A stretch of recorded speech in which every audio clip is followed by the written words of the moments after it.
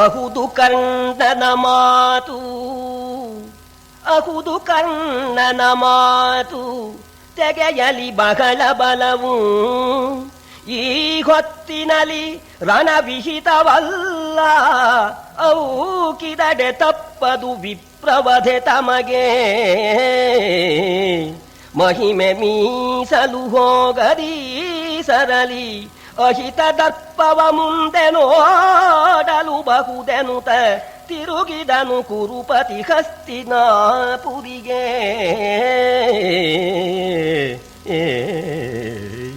ಕರ್ಣ ಹೇಳಿರ್ತಕ್ಕಂಥ ಮಾತು ನ್ಯಾಯ. ನಾವು ಯುದ್ಧಕ್ಕೆ ಮುಂದುವರೆದರೆ ಬ್ರಾಹ್ಮಣರು ಮುಂದೆ ಇರೋದ್ರಿಂದ ಅಕಸ್ಮಾತ್ ನಮ್ಮ ಏಟಿಯಿಂದ ಬ್ರಾಹ್ಮಣ ಹೋಗ್ಬಿಟ್ರೆ ವಿಪ್ರಹತ್ಯಾ ದೋಷ ಬರುತ್ತೆ. ಅದರಿಂದ ಇರಲಿ, ಈ ಸಂದರ್ಭಕ್ಕೆ ನಮ್ಮ ಮರ್ಯಾದೆ ಏನು ಹೋಗೋದು ಅಷ್ಟಲ್ಲೇ ಇದೆ. ಇನ್ನೊಂದ್ಸಲ ವಿಚಾರಿಸ್ಕೊಳ್ಳೋಣ. ಮತ್ತೆ ಸಿದ್ಧವಾಗಿ ಸೈನ್ಯ ತಗೊಂಡು ಬಂದು ಈ ರೂಪದ ನಮಗೆ ಮಾನ ಕಳೆದಿದ್ದನ್ನ ಸೇಡ್ ತೀರಿಸ್ಕೊಳ್ಳೋಣ. ಇವತ್ತಿಗೆ ಬದುಕಲಿ ಅಂತ ಹೇಳಿ ಈ ಶಲ್ಲಿನೂ ಒಂದ.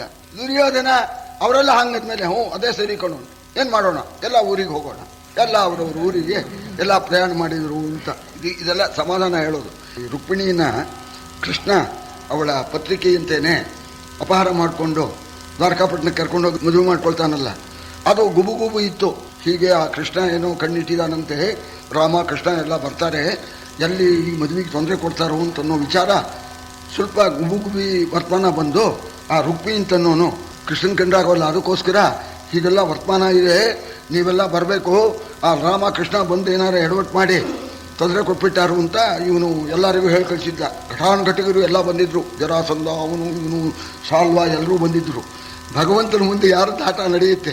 ಗೌರಿ ಪೂಜೆಗೆ ಹೋಗಿ ಆ ರುಕ್ಮಿಣಿ ಗೌರಿ ಪೂಜೆ ಮಾಡಿ ಬಂದ ಭಗವಂತ ರಥ ತಗೊಂಡು ಬಂದ. ಎಲ್ಲ ನೋಡ್ತಾ ಇದ್ದಾರೆ. ಕೈ ಕೊಟ್ಟ, ರುಕ್ಮಿಣಿ ಕೈ ಹಿಡಿದು ರಥದ ಮೇಲೆ ಕೂರಿಸ್ಕೊಂಡ, ಹೊರಟು ಹೋಗ್ಬಿಟ್ಟ. ಆಮೇಲೆ ಹೋಗ್ಬಿಟ್ಟ ಅಂತ ಎಲ್ಲ ಬಂದ್ರು. ಬಲರಾಮ ಹಲಾಯುಧ ತಗೊಂಡು ಉಸಿರಾಯುಧ ತಗೊಂಡು ಬರ್ರ, ಯಾರು ಬರ್ತೀರೋ ಅಂತ ತಿನ್ಕೊಬಿಟ್ಟ. ಕೃಷ್ಣನಿಗೆ ಹೇಳ್ಬಿಟ್ಟ, ನೀವು ಹೋಗುವಲ್ಲಿ ಮದುವೆ ಮಾಡ್ಕೋ, ನಾನು ಇವರಿಗೆಲ್ಲ ಮದುವೆ ಮಾಡಿಸಿ ಬರ್ತೀನಿ ಇನ್ನಾಗಿ ತಿನ್ಕೊಬಿಟ್ಟ. ಸೋತು ಹೋದ್ರು. ಆಮೇಲೆ ಶಿಶುಪಾಲನ ಮಖ ಕುಂಡಲ್ಲಿ ನಾಂದಿ ನವಗ್ರಹ ಎಲ್ಲ ಮಾಡ್ಕೊಂಡು ಬಂದಿದ್ದ. ಮಖ ಪೆಚ್ಚಾಗ್ಬಿಡ್ತು. ಅವಾಗ ಮಾಡಿಸ್ತೇನೆ ಅಂತ ಬಂದಿದ್ದಲ್ಲ, ಈ ಜರಾಸಂಧ ಹೇಳಿ ಏನಾಯ್ತೋ, ಈ ಹುಡುಗಿ ಅಲ್ದೇ ಇನ್ನೊಂದು ಮಾಡಿಸ್ತೀವಿ, ನೀವು ಹುಡುಗಿ ಅಲ್ದೇ ಇನ್ನೊಂದು ಹೋದ್ರೋಯ್ತು. ಮಾನ ಹೋಗಿರೋದು ಅವನಿಗೆ ತಾನೆ, ಬಾಕಿಯವರಿಗೆ ಏನು ಸಂಕಟ. ಅವ ಹೇಳ್ಕೊಳ್ಳಿಪ್ಪ ನನ್ನ ಹಣೆ ಬರ ಅಂತ ಅವನು ಊರಿಗೆ ಹೋದ ಅಂತ ಬರುತ್ತೆ. ಹಾಗಾಯ್ತು ಇಲ್ಲಿ. ಭೀತಿ ಹರಿದುದು ರಾಯದಳ ಸಂಘಾತ ಸರಿದುದು, ಮತ್ತೆ ಸುಜನೌರಾತ ನೆರೆದುದು ಮೆರೆದುದವನೀ ದೇವರಗ್ಗಳಿಕೆ. ವಾತಜನು ಮರಗೊಂಬಿನಲಿ ಮಾರಾತನನು ಮನ್ನಿಸಿ ಕುಲಾಲನಿಕೇತನಕ್ಕೆ ಬಂದೆರಗಿದನು ಧರ್ಮಜನ ಚರಣದಲ್ಲಿ.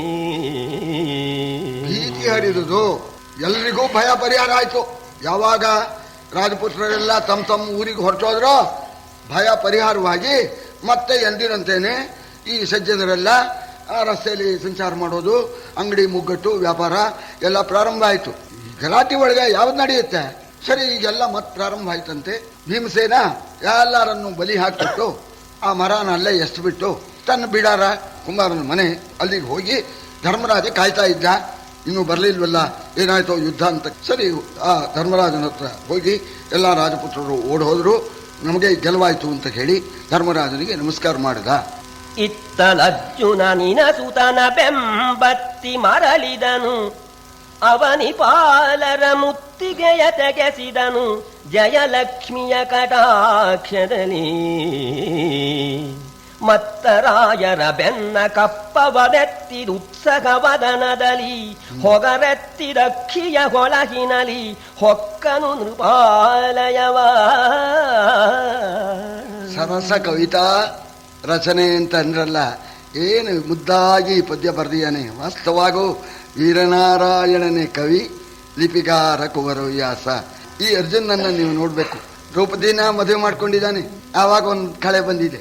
ಇಲ್ಲಿ ಜಯಲಕ್ಷ್ಮಿ ಬರೆಸ್ಬಿಟ್ಲು, ಕರ್ಣನ್ ಗೆದ್ಬಿಟ್ಟ. ಆಮೇಲೆ ಆ ಕರ್ಣನಿಗೆ ಸಹಾಯ ಮಾಡೋದಕ್ಕೆ ಬಂದ ವೀರರಾದ ರಾಜಪುತ್ರರನ್ನೆಲ್ಲ ಬಡಿದ, ಅವರ ಬೆನ್ನ ಕಪ್ಪವನ್ನು ತಗೊಂಡ. ರಾಜರುಗಳು ಬೆನ್ನು ತೋರಿಸಬಾರ್ದು ಯುದ್ಧದಲ್ಲಿ, ಮುಂದಕ್ಕೆ ಹೋಗಬೇಕೆ ವಿನ ಹಿಮ್ಮೆಟ್ಟಬಾರ್ದು ಅನ್ನೋ ಅರ್ಥ. ಅವನ ಕಣ್ಣಲ್ಲಿ ವಿಶೇಷವಾಗಿರ್ತಕ್ಕಂಥ ಆ ಕಳೆ ಹೊಳಿತಾ ಇತ್ತಂತೆ. ಇಂಥ ಅರ್ಜುನ ಬರ್ತಾ ಇದ್ದಾನೆ ಎಲ್ಲಿಗೆ? ರಾಜರ ಈ ದ್ರುಪದ ಮಹಾರಾಜನ ಅರಮನೆಗೆ ಬರ್ತಾ ಇದ್ದಾನೆ. ಆಗ ಊರವರೆಲ್ಲ ನೋಡಿದ್ರು, ಏನು ಮಹಾನುಭಾವಪ್ಪ, ಇವತ್ತು ಬ್ರಾಹ್ಮಣರಿಗೆ ಗೌರವ ತಂದ.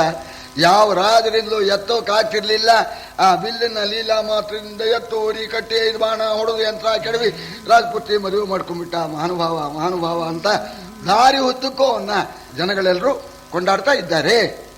ಬಂದ ನೀತನು ಗತಿಯ ಗರುವಿಕೆಯಿಂದ ತರುಣಿಯ ಹೊರಗೆ, ಗತಿಯ ಗರುವಿಕೆಯಿಂದ ತರುಣಿಯ ಹೊರಗೆ ಬಂದನರ್ಜುನನು. ಬಾನೀನೆಂದು ಕರೆದನು ಸತಿ ಸಹಿತ ತಿರುಗಿದನು ವಹಿಲದಲ್ಲಿ. ಗತಿಯ ಗರುವಿಕೆಯಿಂದ ಬಂದ ನೀತನು, ಆ ಶೈಲೆ ಬೇರೆ, ಆ ಹೆಜ್ಜೆ ನಮೂನಿನೇ ಬೇರೆ. ಅಂತ ಒಳ್ಳೆ ಗಮನದಿಂದ ಬಂದ ದ್ರೌಪದಿನ ಲೇ ಬಾರೆ ಇಲ್ಲಿ ನೋಡ ಬಂದ್ಲು ಅವಳು. ಗಂಡ ಅಲ್ವೇ ಈ ಕವಿ ನೋಡಿ ಹೇಗೆ ಹಾಕಿದಾನೆ. ಲೇ ಬಾರೆ ನೋಡ ಬಂದ್ಲು ಅವಳು. ಅವಳನ್ನು ಕರ್ಕೊಂಡ. ಇಂದು ಮುಖಿಯನು ಕುಂಭಕಾರನ ಮಂದಿರದ ಹೊರಗಿರಿಸಿ ಫಲುಗುಣ ಬಂದು ಮೈ ಇಕ್ಕಿದನು ಕುಂತಿಯ ಚರಣ ಕಮಲದಲ್ಲಿ. ಚಂದ್ರಮುಖಿಯಾದ ದ್ರೌಪದಿಯನ್ನ ಆ ಕುಂಬಾರನ ಮನೆ ಹೊರಗಡೆನೇ ನಿಲ್ಲಿಸ್ಬಿಟ್ಟು, ಇಲ್ಲಿರು, ನಮ್ಮ ಅಮ್ಮನಿಗೆ ಹೇಳಿ ಕರ್ಕೊಂಡು ಹೋಗ್ತೀನಿ ಅಂತ ಹೇಳಿ ಒಳಗೆ ಹೋದ. ಕುಂತಿದೇವಿ ಕಾಯ್ತಾ ಇದ್ಲು, ಅರ್ಜುನ ಬರಲಿಲ್ವಲ್ಲ ಅಂತ ನೋಡ್ತಾ ಇದ್ಲು. ಕುಂತಿ ಸಮೀಪಕ್ಕೆ ಹೋದ, ಅವಳ ಕಾಲಿಗೆ ನಮಸ್ಕಾರ ಮಾಡಿದ. ನಮಸ್ಕಾರ ಮಾಡಿ ಎದ್ದು ಕೈ ಜೋಡಿಸ್ಕೊಂಡು ಹೇಳ್ತಾ ಇದ್ದಾನೆ, ತಾಯೆ ಬಿನ್ನಗವು ಇಂದು ಧರಣೀರಾಯರೆಲ್ಲರ ಗೆಲಿದು ತಂದೆನು ನಾಯಕವನು. ಅನುಪಮಿತ ಮೌಲ್ಯವನು ಅಮಲ ಮೌಕ್ತಿಕವ ತಂದೆನು. ತಾಯ ಚಿತ್ತೈಸಿದಿರೆ, ತಾಯ ಚಿತ್ತೈಸಿದಿರೆಯನೆ ಕಡೆವಾಯಿದಳು ತನಿಖರುಷದಲ್ಲಿ.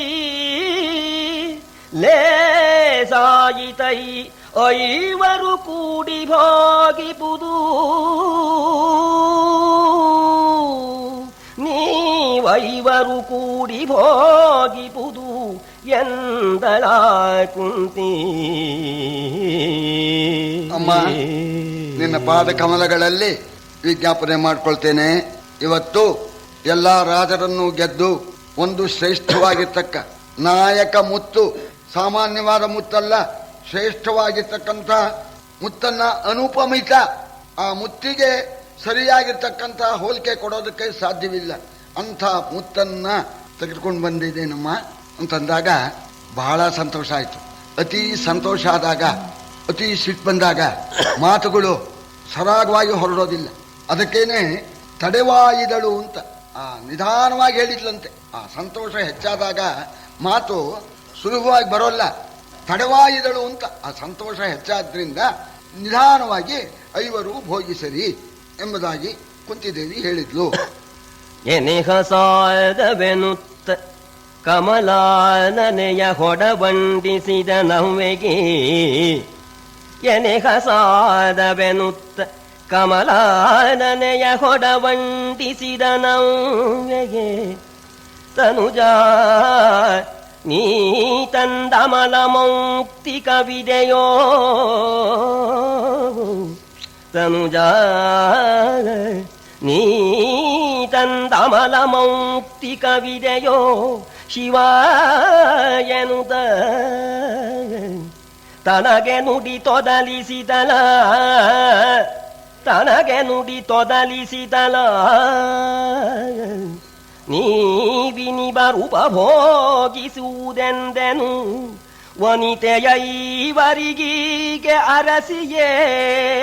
ವನಿತೆ ಐವರಿಗರಸಿಯೇ ಲೇದೆಂದಳ ಕುಂತಿ. ಅರ್ಜುನ ಪಾತ್ರನ ಗಮನಿಸಬೇಕು. ಹಸಾದ ಅಮ್ಮ, ಅನುಗ್ರಹವಾಯ್ತು, ಹಾಗೆ ಮಾಡ್ತೇನೆ.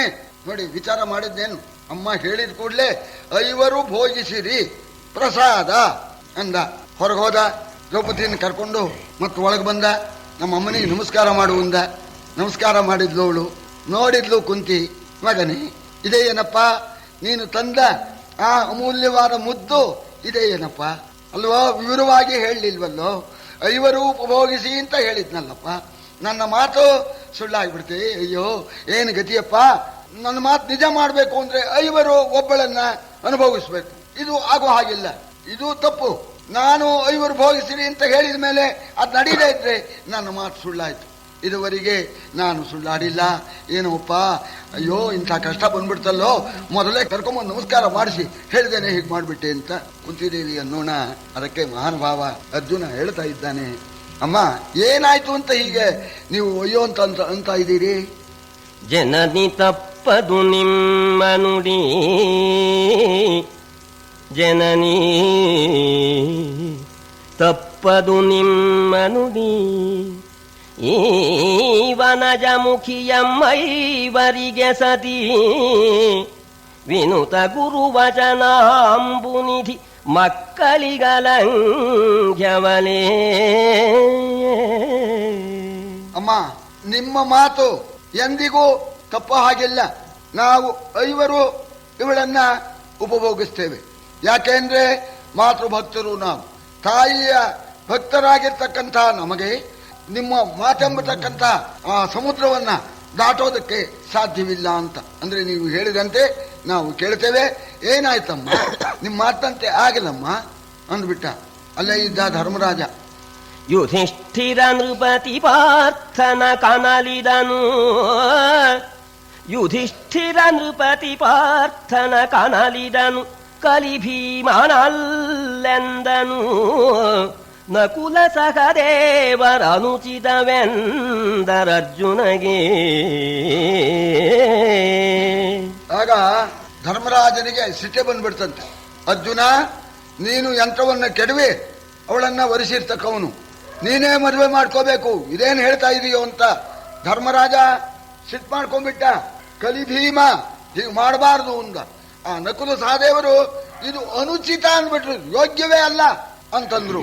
ಹಾಗೆ ಹೇಳಿದ್ರು ಕೂಡ ಅರ್ಜುನ ಮಾತೃವಚನವಲಂಘ್ಯವಿದು, ಮಾತೃವಚನವಲಂಘ್ಯವು ಇದು ವಿಖ್ಯಾತ ಪದ್ಧತಿ, ಲೋಕಯಾತ್ರಾಭೀತಿಯಲಿ ಭಯವೇಕೆ ಧರ್ಮ ರಹಸ್ಯ ನಿಷ್ಠರಿಗೆ, ಏತಕೀ ಲೋಕಾನುಸರಣೆ, ಏತಕೀ ಲೋಕಾನುಸರಣೆ, ವಿಧೂತ ಕಿಲ್ಬಿಷವಾವುದದು ಧರ್ಮಾತಿಶಯವೂ, ಇಹ ಪರಕೆ ಕಡುಹಿತವೂ ಎಂದನ ಪಾರ್ಥ.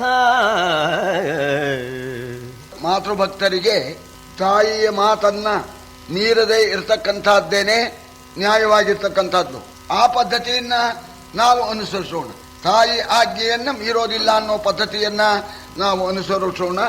ನಮಗೆ ಯಾತಕ್ಕೆ ಈ ಲೋಕದ ನಡವಳಿಕೆ, ಲೋಕದಲ್ಲಿ ಬೇರೆ ತರಹ ನಡೆಯಬಹುದು, ನಮಗೆ ಆ ಭೀತಿ ಬೇಕಾಗಿಲ್ಲ. ತಾಯಿ ಹೇಳಿದಂತೆ ಕೇಳತಕ್ಕಂಥದ್ದು ಧರ್ಮ, ಧರ್ಮನಿಷ್ಠರಾಗಿರ್ತಕ್ಕಂಥ ನಾವು ಈ ಲೋಕ ಅನ್ನತ್ತೆ ತಿರಸ್ಕಾರ ಮಾಡುತ್ತೆ ಅಂತ ಹೇಳಿ ನಾವು ಆ ಕಡೆ ನಾವು ನೋಡಬೇಕಾದ್ದಿಲ್ಲ. ನಮಗೆ ಧರ್ಮಾಂತ ಯಾವುದು ತೋರುತ್ತೋ ಅದನ್ನ ನಾವು ಅನುಸರಿಸಬೇಕು. ಇದು ನಿಷ್ಕಲ್ಮಶವಾಗಿರ್ತಕ್ಕಂಥದ್ದು. ತಾಯಿ ಹೇಳತಕ್ಕಂಥ ಮಾತನ್ನು ಕೇಳತಕ್ಕಂಥದ್ದು ಯಾವ ವಿಧವಾದ ಕಲ್ಮಶವು ಪಾಪವೂ ಇಲ್ಲದೆ ಇರತಕ್ಕಂಥದ್ದು, ಇದೇ ಧರ್ಮ. ಆದ್ದರಿಂದ ನಾವು 5 ಕೂಡ ಇವಳನ್ನ ಉಪಭೋಗಿಸೋಣ ಅಂತ ಹೇಳಿ ಅವನು ಹೇಳ್ತಾ ಇದ್ದಾನೆ. ತಾಯಿ ಹೇಳಿದ್ದೇನೆ ನಮಗೆ ಇಹಕ್ಕೂ ಪರಕ್ಕೂ ಒಳ್ಳೆಯದು. ಈಗ ಅಣ್ಣ ನೀವು ಹೇಳ್ತಕ್ಕಂಥ ಮಾತೇನಾಗತ್ತೆ ಅಂದ್ರೆ, ತಾಯಿ ಹೇಳಿದ ಮಾತನ್ನ ಕೇಳಿದೇನೆ ನೀವು ಒಂಥರ ಹೇಳೋದು, ಈ ಬಾಕಿಯವರು ತಮ್ಮಂದ್ರು ಹೇಳೋದು, ಇದು ಯಾಕಾಗತ್ತೆ ಅಂದ್ರೆ ರಾಗ ಲೋಭಗಳಿಗೆ ಎಡೆ ಕೊಟ್ಟಾಗತ್ತೆ ಅಂತ. ಯಾವಾಗಲೂ ಕೂಡ ಧರ್ಮನಿಷ್ಠರಾಗಿರ್ತಕ್ಕಂಥವರು ರಾಗಕ್ಕಾಗಲಿ ಲೋಭಕ್ಕಾಗಲಿ ಎಡೆ ಕೊಡ್ಕೊಡುದು ಅಂತ. ರಾಗ ಅಂದ್ರೆ ಪ್ರೀತಿ, ಲೋಭ ಅಂದ್ರೆ ಅತ್ಯಾಸೆ, ಇದಕ್ಕೆ ಎಡೆ ಕೊಡ್ಕೊಡುದು. ನಾವು ಮಾತುಭಕ್ತರು, ನಮಗೆ ಬಾಕಿ ವಿಚಾರ ಬೇಡ. ಅಮ್ಮ ಹೇಳಿದ್ರು ನಾವು ಮಾಡೋಣ. ಮಾಡದಿರಿ ಸಂದೇಹಗಳ ಮಾಡದಿರಿ ಸಂದೇಹಗಳ ಖಯಕೋಡಿ ಇದರೊಳಗಿಲ್ಲ. ಧರ್ಮದ ಮೂಡಿಗೆಯೊಳಂಬಿರಲಿ ಬಹಿರಂಗದಲ್ಲಿ ಬಳಸದಿರಿ. ಗೂಡು ಹಲವಿಹ ಪಕ್ಷಿಯೊಂದಿದ ಮಾಡಬಾರದು. ಗೂಡು ಹಲವಿಹ ಪಕ್ಷಿಯೊಂದಿದ ಮಾಡಬಾರದು. ಸಾಕು ಚಿಂತಿಸಬೇಡಿ ನೀವೆಂದು ಅನಿಬರನು ತಿಳುಗಿದನು ಕಲಿಪಾರ್ಥ. ಈ ವಿಷಯದಲ್ಲಿ ನೀವು ಸಂದೇಹ ಪಡಬೇಕಾಗಿಲ್ಲ, ಸಂಕೋಚಕ್ಕೆ ಕಾರಣವಿಲ್ಲ.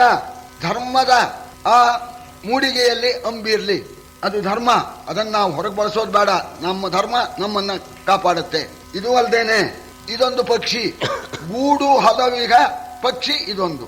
ಈಗ ಒಂದು ಗೂಡಿನಲ್ಲಿ ಅನೇಕ ಪಕ್ಷಿಗಳಿರ್ಬೋದು, ಒಂದು ಪಕ್ಷಿಗೆ ಅನೇಕ 5 ಗೂಡು ಇದ್ದ ಹಾಗೆ ಈಗ ತಾಯಿ ಹೇಳಿರ್ತಕ್ಕಂಥದ್ದು. ಆದ್ರಿಂದ ಈ ವಿಷಯದಲ್ಲಿ ನೀವು ಚಿಂತಿಸಬೇಕಾಗಿಲ್ಲ. ತಾಯಿ ನಮ್ಮ ಶ್ರೇಯಸ್ಸಿಗಾಗಿಯೇ ಆ ಮಾತು ಹೇಳಿದ್ದಾಳೆ. ಇದನ್ನೆಲ್ಲ ಸ್ವಲ್ಪ ಯೋಚನೆ ಮಾಡಬೇಕು ಅಣ್ಣ. ಅವನು ಹೇಳ್ತಾ ಇದ್ದಾನೆ, ವಾಸ್ತವವಾಗಿ ನಾನು ಏನೋ ಕರ್ಕೊಂಡು ಬಂದೆ, ಇಲ್ಲಿ ಇರು, ಅಮ್ಮನಿಗೆ ಹೇಳಿ ನಿನ್ನ ಒಳಗೆ ಕರ್ಕೊಂಡು ಹೋಗ್ತೀನಿ ಅಂತ ಹೇಳಿ ನಾನು ಅವಳನ್ನು ಬಿಟ್ಟು ಹೋದೆ. ಹೇಳಬೇಕಾದ್ರೆ ಹೆಣ್ಣು ತಂದಿದ್ದೇನೆ ಅಂತ ಅನ್ಲಿಲ್ಲ, ಶ್ರೇಷ್ಠವಾದ ಮುತ್ತು ತಂದೆ ಅಂದೆ. ಎಲ್ಲ ಊಟ ಮಾಡಿಪ್ಪ ಅಂದ್ಬಿಟ್ಲು ಅವಳು ಅಮ್ಮ. ಊಟ ಮಾಡಿ ದಿನ ಭಿಕ್ಷಾನ ಮಾಡ್ಕೊಂಡು ಬರೋದನ್ನ ಊಟ ಮಾಡೋ ಹಾಗೆ ಮಾಡಿ ಅಂತ ಅಮ್ಮ ಅಂದ್ರು. ಅಮ್ಮಂದು ಏನು ದೋಷ ಇಲ್ಲ, ನಂದು ಏನು ದೋಷ ಇಲ್ಲ. ನಾನು ಏನೋ ಅಲ್ಲ ಇರು ಅಂತ ಮುಂಚೆ ಬಂದು ಹೇಳಿಬಿಟ್ಟೆ. ಇದನ್ನ ನೀನು ವಿಮರ್ಶೆ ಮಾಡಿ ನೋಡಿದ್ರೆ ಯಾಕೋ ನಮ್ಮ ಶ್ರೇಯಸ್ಸಿಗಾಗಿಯೇನೆ ಅಮ್ಮನಿಂದ ಈ ಮಾತು ಬಂದಿದೆ. ಮುಂದೆ ನಮ್ಮ ಶ್ರೇಯಸ್ಸು ಆಗಬೇಕು. ಆ ಶ್ರೇಯಸ್ಸಿಗೆ ಅನುಸಾರವಾಗಿ ನಾನು ದ್ರೌಪದಿಯನ್ನು ಹೊರಗೆ ನಿಲ್ಲಿಸಿಬಿಟ್ಟು ಒಳಗೆ ಬಂದು ನಾನು ಹೇಳಿದೆ, ನಮ್ಮ ಶ್ರೇಯಸ್ಸಿಗಾಗಿಯೇನೆ ನನ್ನಲ್ಲಿ ಆ ರೀತಿ ವ್ಯಾಪಾರ ನಡೆಸಿದ್ದಾನೆ ಆ ಭಗವಂತ. ತಾಯಿ ಮುತ್ತು ಅನ್ನೋಣ ಭೋಗಿಸ್ರಿ ಅಂತಂದಿದ್ದಾರೆ. ಇದು ನಮ್ಮ ಶ್ರೇಯಸ್ಸಿಗೆ ಕಾರಣ. ತಾಯಿ ಬಾಯಲ್ಲಿ ಈ ಮಾತು ಬಂದಿದೆ. ತಾಯಿ ಮಾತು ಕೇಳೋದು ಧರ್ಮ. ನಾವು ರಾಗಲೋಭಕ್ಕೆ ಎಡಕೊಡೋದು ಬೇಡ ಅಣ್ಣ. ವಿಚಾರ ಮಾಡಿ ನೋಡಿ, ಇದರಲ್ಲಿ ಸಂಶಯಕ್ಕೆ ಕಾರಣವೇ ಇಲ್ಲ, ಸಂಕೋಚ ಏನು ಬೇಕಾಗಿಲ್ಲ. ನಾನು ಕೆಡವು ಬಿಟ್ಟೆ, ನನಗೆ ಹೆಚ್ಚು ಆಗಬೇಕು ಅಂತ ಆ ಭಾವನೆಯನ್ನು ಇಟ್ಕೊಂಡು ನೀವು ಹೇಳ್ತಾ ಇದ್ದೀರಿ.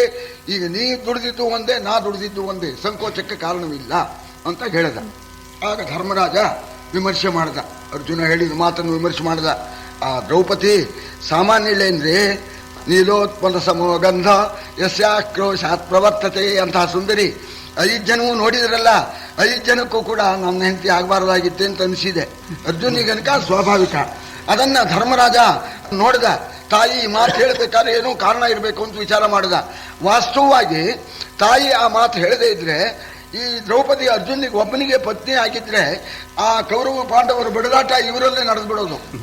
ಅದನ್ನ ತಪ್ಪಿಸೋದಕ್ಕೆ ತಾಯಿ ಹೀಗೆ ಹೇಳಿದ್ದಾರೆ ಅಂತ. ಇಂಥ ಸುಂದರಿ ಒಬ್ಬನಿಗೆ ಸೇರೋ ಪಕ್ಷದಲ್ಲಿ ನಮ್ಮ 4 ಬಡದಾಟ ಅಸೂಯೆ ಬಂದ್ಬಿಡುತ್ತೆ.